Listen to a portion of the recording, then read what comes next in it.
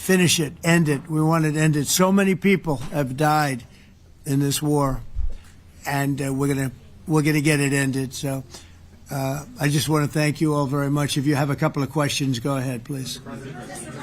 In fact, before I do that, let me just ask the President to say a few words. Thank you, President. Pleasure.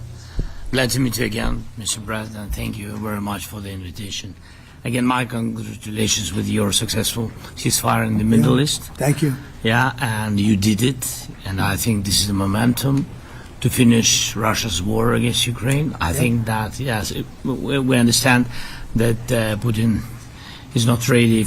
I think not ready, but I think that I'm confident that with your help, we can stop this war.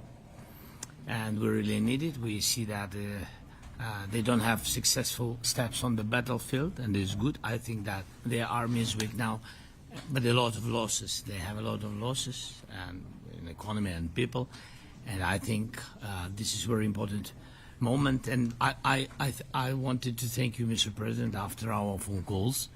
Yesterday I had a good opportunity to meet with the big American energy companies, and they're ready to help us. Yes, after all these attacks on our infrastructure, Russian attacks, and etc. And I had also meetings, thanks to your team. We had meetings with a good military companies. We spoke about air defense, and I want to share it after with details where we are. Thank you. Thank you so much. Thank you very much. Very good. And I think it looks beautiful in his jacket. Yeah? It's beautiful. I hope people notice. It's a good. It's actually very stylish. I like it. President Trump. Yeah, please go ahead. Under the Biden administration, the White House was fearing of a possible escalation. They were not allowing the Ukrainians to strike into Russia, fearing of this escalation. Yeah. Would your administration allow Ukrainians to strike deep into Russia? We're going to be talking about that. That's something we'll be talking about. You're right. It's an escalation, but we'll be talking about that. Mr. President, will President Zelensky join you in Hungary to meet President Putin? Because it's a leader that we like. We like Viktor Orban. He likes him. I like him. It's a country that's a safe country. Done a very good job. He's been a very good leader in the sense of running his country. He doesn't have a lot of the problems that other countries have. And so we've decided that we'll be going to be with Viktor Orban, and he will, I think he'll be a very good host. President Trump, President Trump, right here. It's President Trump. Hungary, yeah. We're doing Hungary, yeah. With Putin, trilateral meeting, or is it just you and Putin? To be determined, but I would say most likely it's going to be a double meeting. It'll be a double meeting, but we will have the President, Zelensky, in touch. There's a lot of bad blood with the two presidents, and I'm not speaking out of turn when I say it. It's a very difficult situation. You know, we just settled the war, and after thousands of years, I guess. People say anywhere from 500 to 3,000 years, and I was in rooms, as you saw, because you were with me, a lot of you were with me last week, with leaders that didn't like each other, but they were able to get along. These two leaders do not like each other, and we want to make it comfortable for everybody. So one way or the other, we'll be involved in threes, but it may be separated. President Trump, Mr. President. President Trump. Was he what? Where are you from? From Ukraine. He actually had a Okay, good. conversation with me. Good, yeah. What if President Putin doesn't agree to peace in Hungary? What do you do then? Do you have... Well, let's see what happens. I mean, you know, what if? I think he will. I think that President Putin wants to end the war, or I wouldn't be talking this way. I think he wants to end the war. I spoke to him yesterday for 2.5 hours. We went through a lot of details. He wants to get it ended. I think that President Zelensky wants to get it ended. Now we have to get it done. President Trump, Kara Castronova from Lindell TV. And although I love asking you questions, today my question is for President Zelensky of Ukraine. Go ahead, please. Thank you. Our President Zelensky, President Trump, just brokered a peace deal in the Middle East that all Americans, both sides of the aisle, are very proud of. But to meet that deal, both sides had to make concessions. Our president has stuck out his neck in many ways to make a peace deal for your war as well. What specific concessions are you willing to make to end this war with Russia? Will you give up joining NATO? Americans have foreign war fatigue, and our president, as he said, we need our tomahawks too. To me. Yes, you, President Okay. Zelensky. Thank you very What much. concessions will you That's some question. Right? So many Thank questions you. in one. Thank you very much for your question. First of all, I think we need to sit and speak. The second point, we need ceasefire. Even now, you see in the Middle East, it's very difficult to hold ceasefire. Everywhere, in every war, it's very difficult. We want peace. Putin doesn't want. That's why we need pressure on him. We will speak with President today what we need. We understand what we need to push Putin to negotiation table. And as I said previously, so we are ready to speak in any kind of format, bilateral, trilateral, doesn't matter. Matter just peace. This is important. And we don't speak about NATO or NATO. For Ukrainians, it's very important. Of course, it's our decision, decisions of allies to decide where we are. But are you willing to give up Yes, but joining the NATO? most important thing for people in Ukraine, which are under each day's attacks, to have really strong security guarantees. NATO is the best, but weapon is very important. Allies on our side is very important, and between us, for us, bilateral security guarantees between me and President Trump is very important.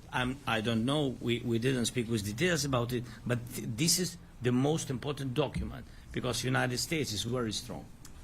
Sir, President Trump, Peter? President Trump, you are the middleman right now, hoping to end this conflict. Who is doing a better job negotiating, President Zelensky or President Putin? I think they're both doing a great job in that sense. We have to get it done.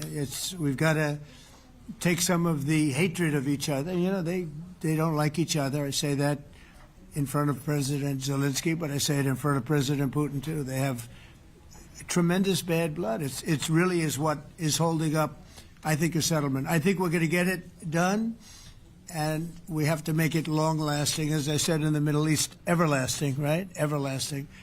And the Middle East is a much more complicated situation. You know, we had 59 countries involved, and every one of them agreed. And it's, you know, it's sort of amazing. Most people didn't think that was doable.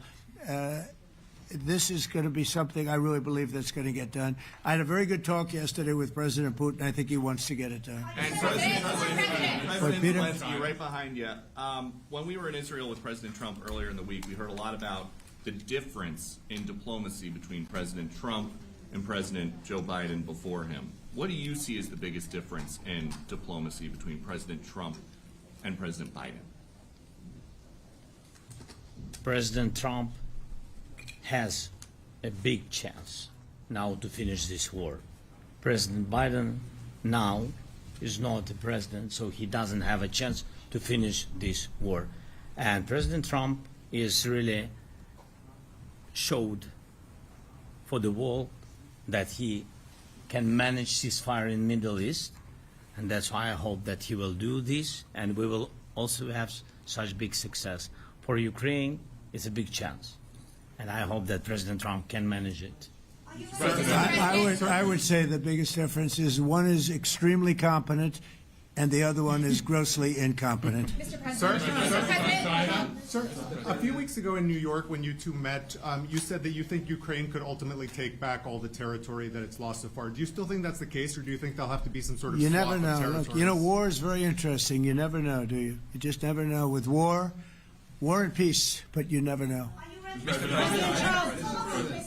Please. Russia calls Tomahawk supply to Ukraine as an escalation, yet it continues using similar cruise missiles like Caliber. And Yeah. even Who are you with? Who are you with? You Ukraine? Yes. Good. But Russia continue even using the cruise missiles and also nuclear-capable ballistic missiles in Ukraine since 2022. So do you consider providing Ukraine with the Tomahawk or similar missiles as an opportunity to equalize the possibilities of Ukraine and Russia and push Moscow to the negotiation Yeah. table? Sure. We're going to be talking about that. That's why we're here. Okay? Fair question. Exactly as he told you to say it. But we're going to be talking about it. Okay? Yeah, please. There's a message to India and Hungary who is still refusing. You said India and Hungary? That's an interesting. And Hungary India and Hungary. It's an interesting combination. refuse to stop buying Russian oil. Well, India is not going to be buying Russian oil anymore. And Hungary is sort of stuck because they have one pipeline that's been there for years and years and years, and they're inland. They don't have sea. They don't have sea. And I spoke with the very great leader of Hungary, and they are, it's very hard for them to get oil. I understand it. Hungary's in a very interesting position because they can't have ports. They're surrounded by land. So we'll see what happens there. But India will not be buying oil from Russia. And, they've already de-escalated, and they've more or less stopped. They're pulling back. They bought about 38% of the oil, and they won't be doing it anymore. Mr. President, Trump has been helping you in achieving peace in Ukraine. Who has? First Lady Melania Trump Yeah. has been helping in returning abducted Ukrainian children from Russian captivity. President Zelensky, do you appreciate those efforts? How do you assess them? And did you ask her to step in to help you? No, she wanted to do it. She's felt very strongly about the children, and she's done a really good job, I think, in bringing it to the fore. We have a lot of children involved. Now, it's some people say it's 20,000, and some people say it's 300. There's a big difference between that, so nobody really knows. But she felt very strongly about the children. She thinks about the children all the time. President Trump, if you okay tomahawks to Ukraine, what's going to happen if the United States is in a conflict and we need the tomahawks? Do we have enough? That's a problem. We need tomahawks, and we need a lot of other things that we've been sending over the last 4 years to Ukraine. We've been, we gave them a lot. Now we have a different situation. We send it to the European Union. They pay for it and all that, and they have plenty of money. But it's beyond the money. We need tomahawks, and we need a lot of other weapons that we're sending to Ukraine. One of the reasons we want to get this war over is exactly that. It's not easy for us to give. You're talking about massive numbers of very powerful weapons. So that's one of the things we'll be talking about. Hopefully they won't need it. Hopefully we'll be able to get the war over with without thinking about tomahawks. I think we're fairly close to that. Yeah, go ahead. Can I say, yeah, please. Just to understand. So for today, of course, we want to finish this war, but the war is another technological war. You don't use just tomahawks. If you want to target a military goal, you need thousands of drones. It goes together with such missiles. Ukraine has such thousands of our production drones, but we don't have tomahawks. That's why we need tomahawks. But the United States is a very strong production, and the United States has tomahawks and other missiles, very strong missiles, but they can have our thousands of drones. That's why where we can work together, where we can strengthen American production. And so just so that I understand, so you're suggesting kind of a trade. If President Trump okays Tomahawk missiles to help you launch... Yes, it's about Russia, military goals. It's only about military goals. Right, but then you would authorize some kind of an exchange where... Yes, of course. The US yes, we Ukrainian have proposition. We have big proposition with our drones. President Trump, I don't mean to be brokering an arms deal here, but is that something that you would be interested in, Ukrainian drones? We are, yeah, we would. We have a lot of drones right now. We build our own drones, but we also buy drones from others, and they make a very good drone. I mean, drone warfare has really come to the fore over the last couple of years because of this war. I will say, there's nothing like the jets. We knocked out a lot of drones in Israel. We were knocking them out for Israel, and we were doing it with extremely fast and powerful jets, following the drones and knocking the hell out of them. So, we've we know a lot about the drones, and we know a lot about the great jets, the great ones.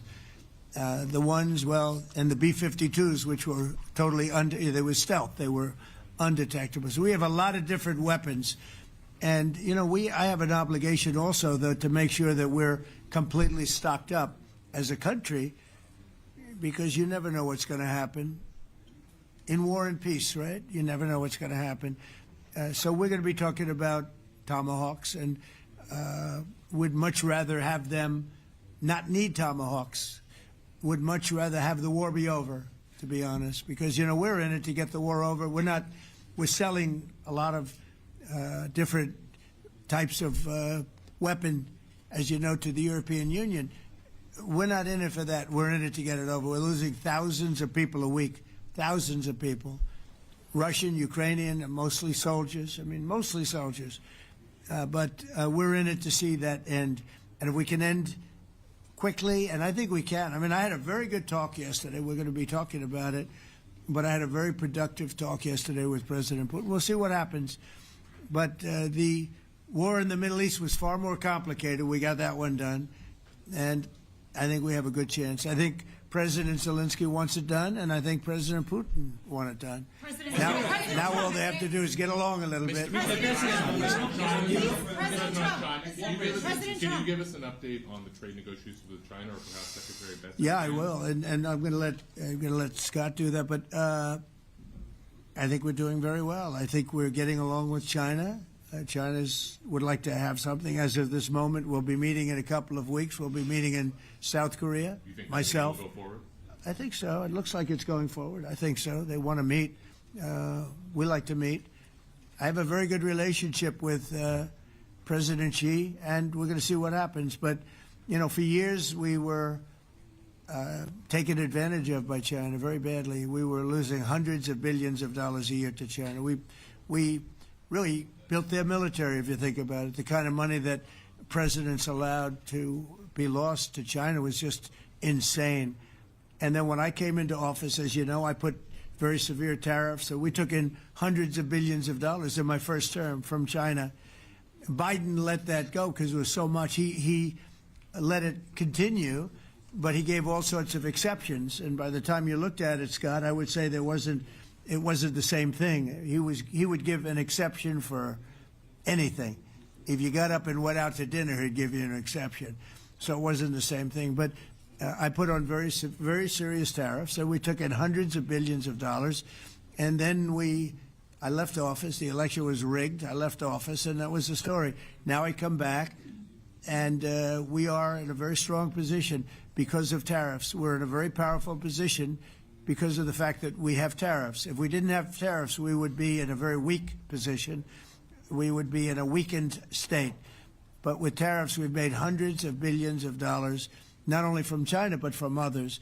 And China wants to talk, and we like talking to China. So we have a very good relationship, and we're going to be meeting in South Korea a couple of weeks. And I just got back from a long trip. I'm going on another long trip. And Scott, do you want to say a few words on that, please?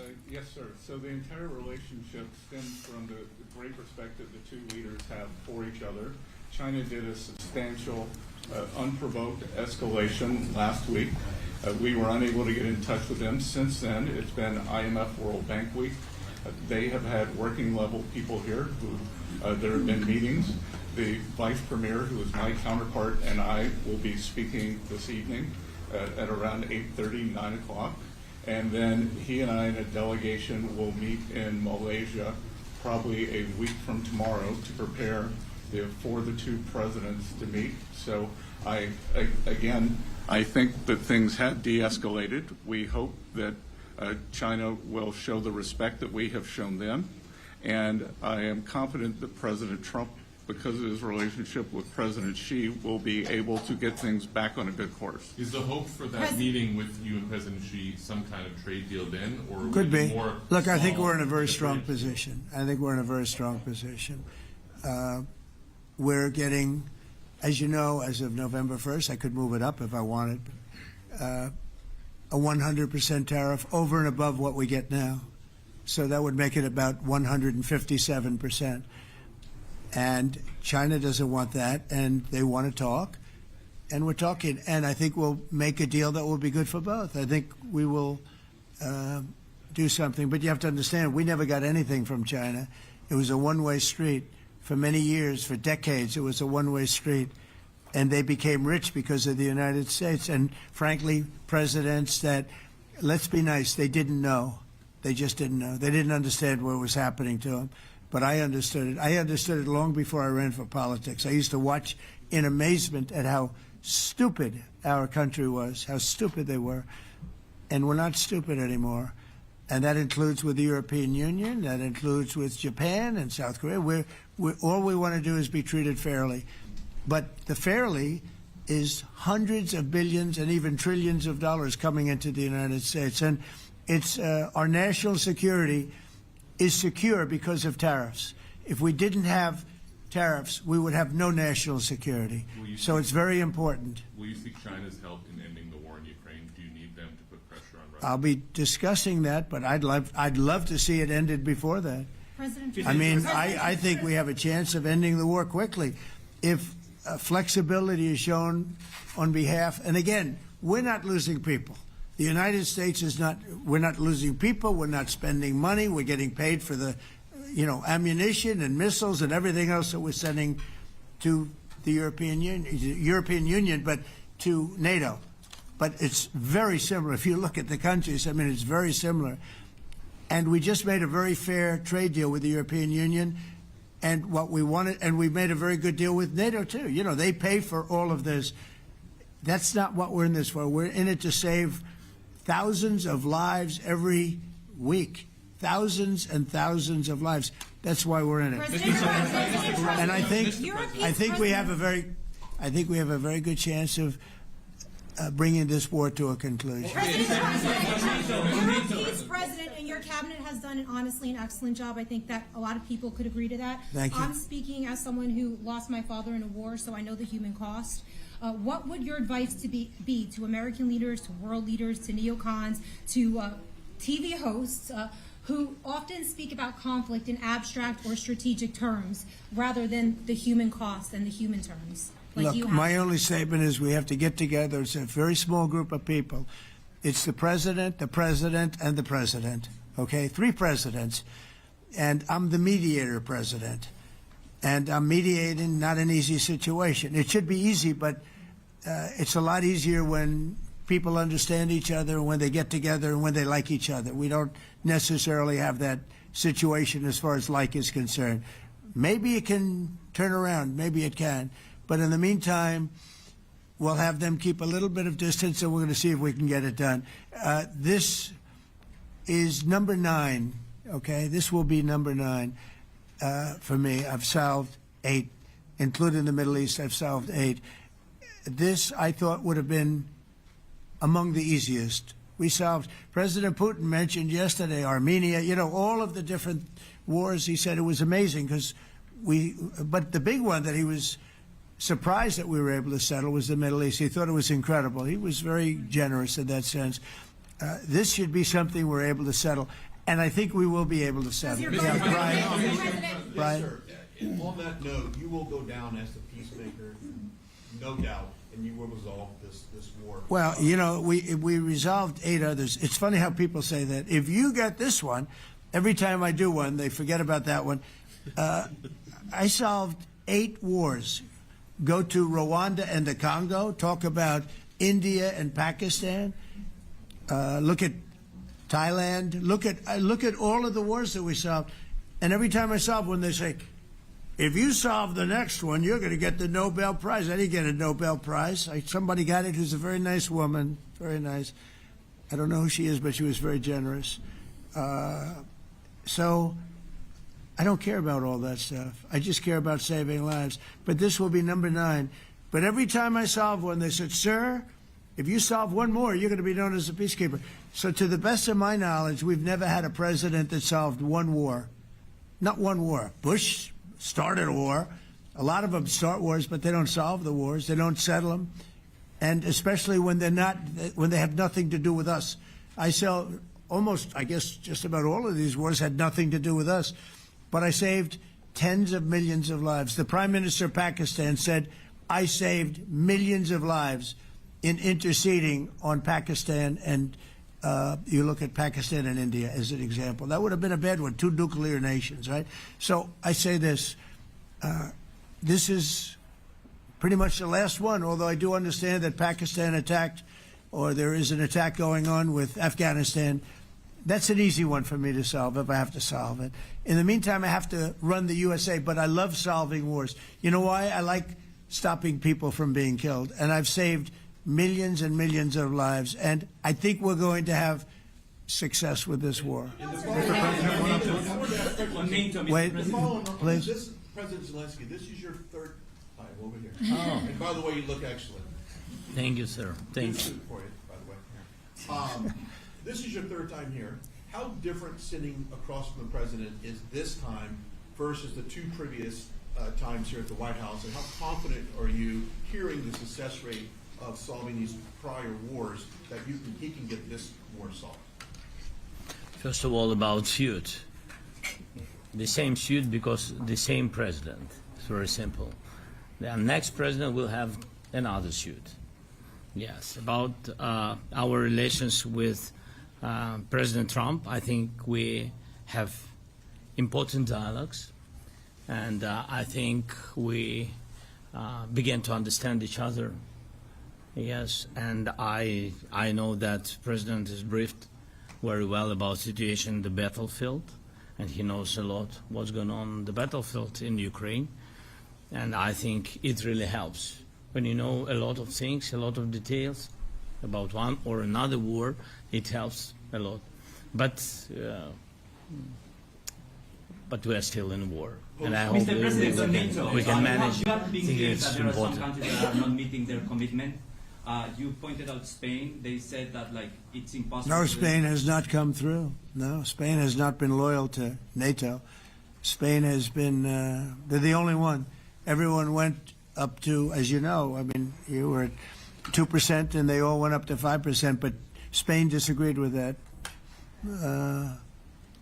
I think Spain should be reprimanded for that. I think it's very bad that they did that, but that's up to them. That's up to NATO and Spain.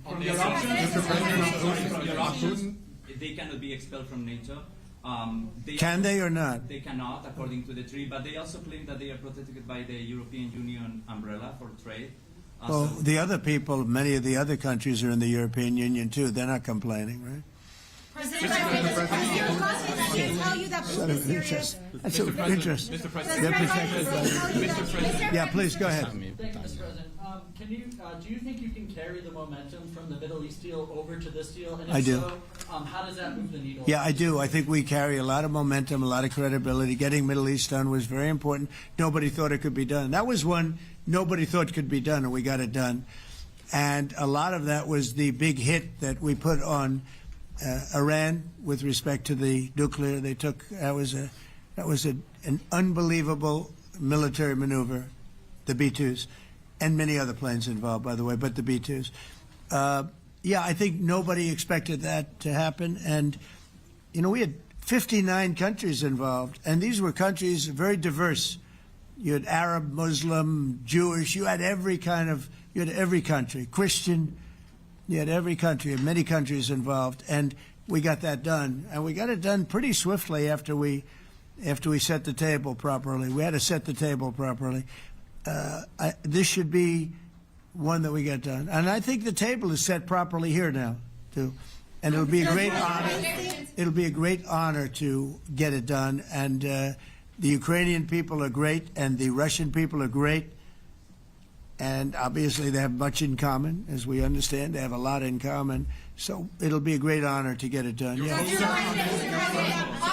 On Venezuela, there are survivors from your latest boat strike. What happens to those survivors? Well, I'll ask Marco to discuss that possibly. Yeah, it's well known there's an ongoing narco-terrorist operation the United States has been conducting. As far as details of any recent strikes, we're not prepared here to announce all those details, but you'll get that information here very shortly. And how are there survivors when these are meant to be lethal attacks? Yeah, again, I mean, we're undertaking these operations against narco-terrorists. That's what these are. These are terrorists. Let's be clear. And But as far as the details of any recent operations, when we are prepared to announce those, we will, as the president has consistently done. So you may get something on that later today. Let me ask you, that was in a submarine, right?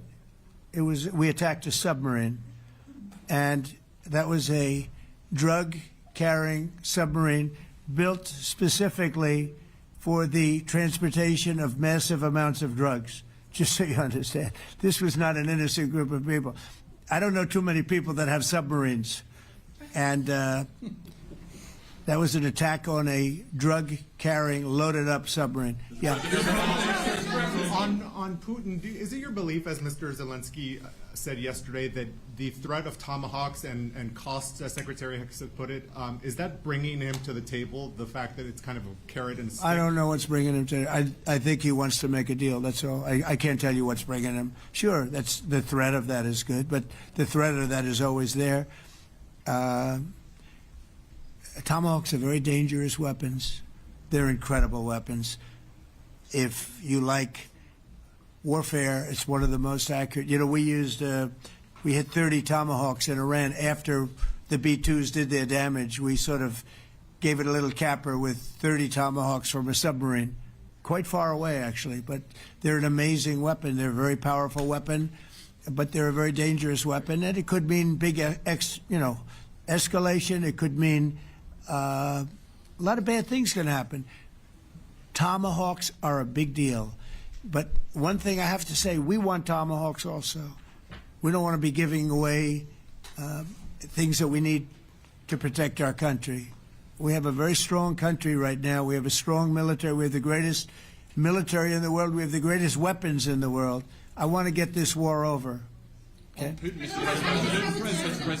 Putin-Trump tunnel to connect Russia and Alaska. Are you interested? I just heard about it. A tunnel from Russia to Alaska. I just heard about that one. That's an interesting one. We'll have to think about that.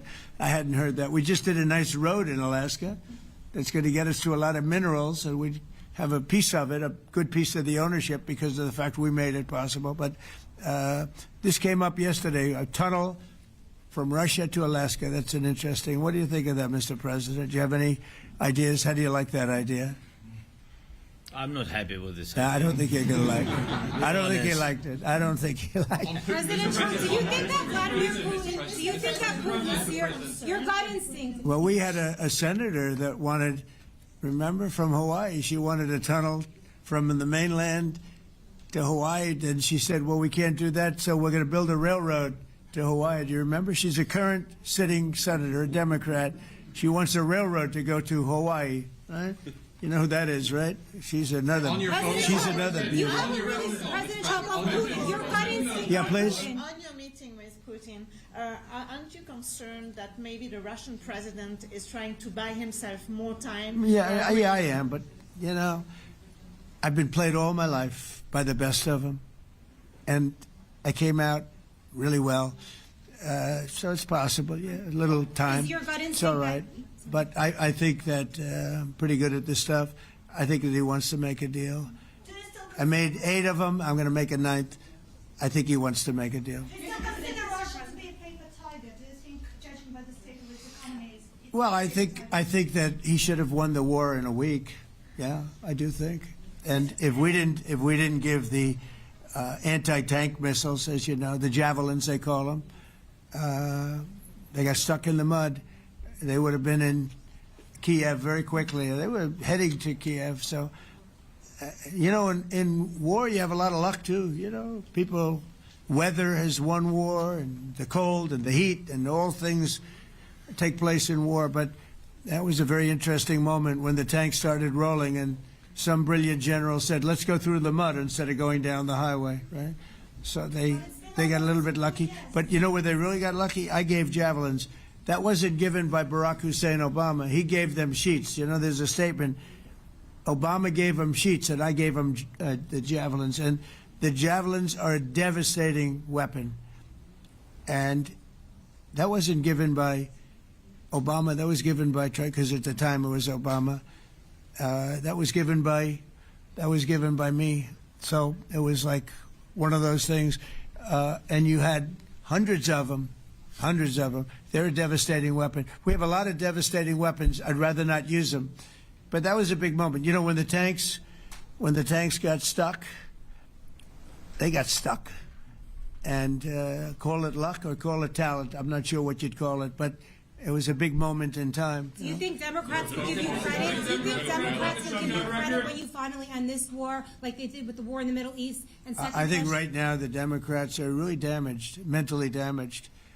They want to take $1.5 trillion with a T, $1 trillion, and give it to people that invaded our country. They came into our country illegally from prisons, from mental institutions, gang members. They want to give them health care and take it away from our citizens. We're not going to do that. $1.5 trillion. They want to destroy. They want to destroy our health care system. We're not going to let that happen. Have you authorized CIA operations in Venezuela as part of? Well, I wouldn't say that, but some interesting things are happening around the world. I'll say that. It's been reported, Mr. President, it has been reported that Maduro offered everything in his country, all the natural resources. He even recorded a message to you in English recently, offering mediation. What should we do in order to stop that? He has offered everything. He's offered everything. You're right. You know why? Because he doesn't want to fuck around with the United States. Thank you, everybody. Thank you. Thank you, everybody.